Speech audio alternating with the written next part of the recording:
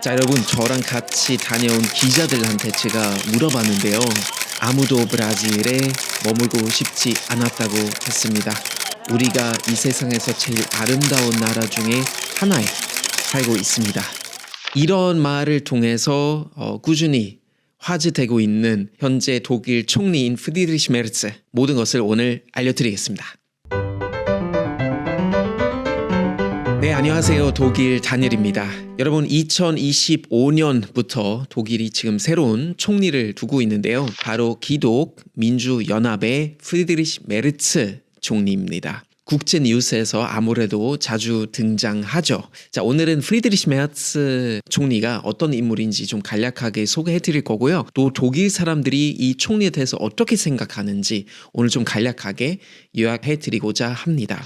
프리드리히 메르츠는 저의 고향인 노트라인-웨스트팔렌주에서 태어났고요. 고등학생 때 이미 기독민주연합에 가입해서 당원이 됐습니다. 그리고 졸업하고 본대학교에서 법학 전공했는데요. 그 뒤로는 판사 그리고 변호사로 계속 활동하다가 1994년에 이제 정치 활동도 본격적으로 더 활성화시키면서 결국 독일 연방회의 활동도 시작하게 되었습니다. 그리고 2000년대부터 기독민주연합 당대표 하기도 하고 뭐 여러 가지 활동했는데 좀 신기한 게 뭐냐면은 메르켈 전 총리와 같은 정당이지만 사실 둘은 라이벌이라고 보시면 됩니다. 서로 별로 안 좋아한다고 해요. 그래서 메르켈 총리가 이제 2006년부터 본격적으로 독일의 총리가 됐었는데 메르츠랑 아무래도 서로 좀 잘 안 맞고 서로 별로 좋아하지도 않고 정치적인 어떤 사상이라든지 방향성 좀 다르기 때문에 메르츠 총리는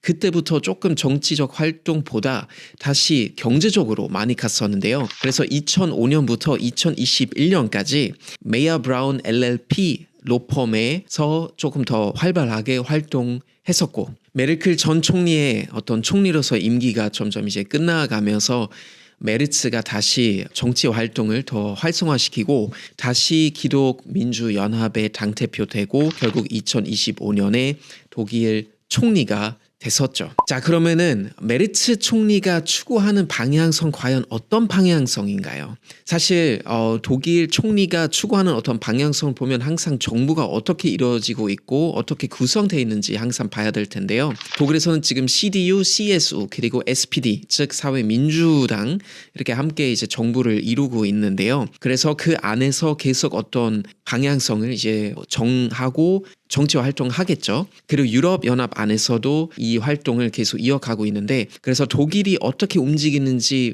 보려면 독일이 유럽연합 안에서 어떻게 움직이는지도 같이 봐야 됩니다. 유럽 이웃들과 함께 어떻게 움직이는지 항상 함께 보고 해석해야 된다는 그런 말씀 드리는데요. 전체적으로 그래도 메르츠 총리가 메르켈보다 좀 더 보수적인 방향성을 추구한다고 보시면 될 것 같아요.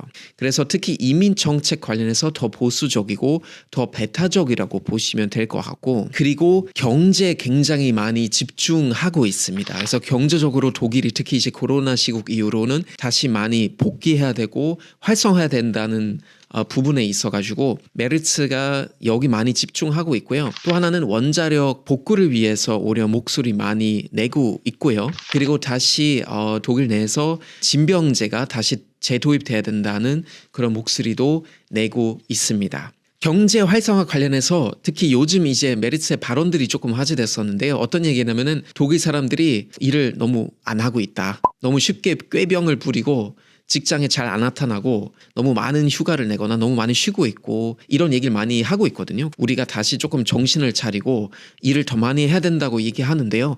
그것 때문에 요즘도 굉장히 많은 논란들이 일어나고 있고요. 또 하나는 메르츠 총리가 최근 몇 개월 동안 많은 말들 때문에 화제됐었는데요. 이민자도 한 난민들이 많다 보니까 독일 도시 모습에는 문제가 많다. 즉 도시 이미지가 별로 좋지 않다라고 이렇게 발언했었는데요. 짤들이 많이 나오고 많이 놀림을도 당했던 발언이었다고 보시면 될 것 같고요. 또 하나 제가 아까 앞서서 말씀드렸던 발언은 브라질 갔다 와서 자기랑 같이 다녔던 기자들 중에 아무도 거기 브라질에 머물고 싶지는 않았다. 못 사는 나라고 별로였다고 하면서 우리가 전 세계적으로 아름다운 나라에 살고 있다.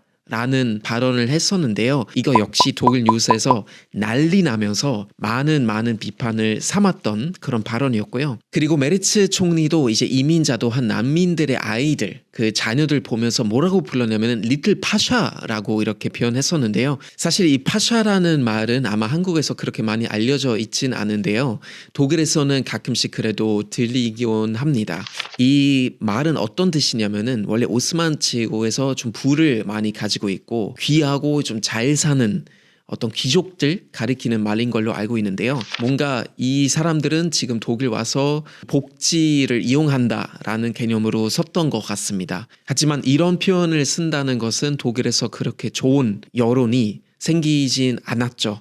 아무래도 총리로서는 조금 더 중립적이고 조금 더 고급스러운 표현을 써야 되지 않을까라는 그런 말이 많이 나왔던 것 같은데요. 제가 볼 때도 조금 적합하지 않았던 그런 표현이었던 것 같습니다. 또 하나는 우크라이나에서 많은 난민들이 전쟁 난민들이 독일을 넘어왔는데 메르츠 총리가 어떤 말을 했냐면은 이거는 소ци알 투리스무스 즉 어떤 복지 관광이다. 라는 말을 했었는데 역시 난리 났습니다. 해외 정상회담 갔다 와서 독일 빵을 만드는 제빵사 만났는데 독일 사람. 근데 거기서 그분의 빵을 칭찬하면서 어떤 얘기냐면은 난 어디 정상회담 갔다 왔는데 호텔 조식 먹으러 갔는데 제대로 된 빵이 없어서 난 되게 실망했다.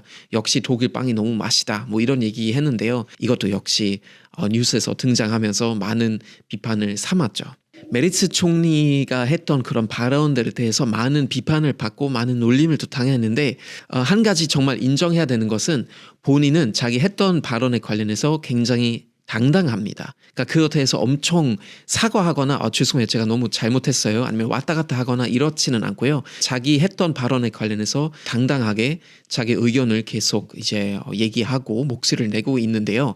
하지만 전체적으로는 메르츠 총리에 대한 여론이 별로 좋지는 않습니다. 최근에 나왔던 유명한 그런 독일 방송의 조사에 따르면 응답자의 75%가 메르츠 총리에 대해서 불만족스러워하고 있다는 그런 조사가 나왔고요. 그리고 특히 여성 유권자들 사이에는 정말 인기가 없습니다. 이제 인스타그램 보면 메르츠 총리를 반대하는 여성들 이라는 페이지가 있는데요. 그만큼 특히 여성 유권자들 사이에서는 별로 여론이 좋지는 않고요.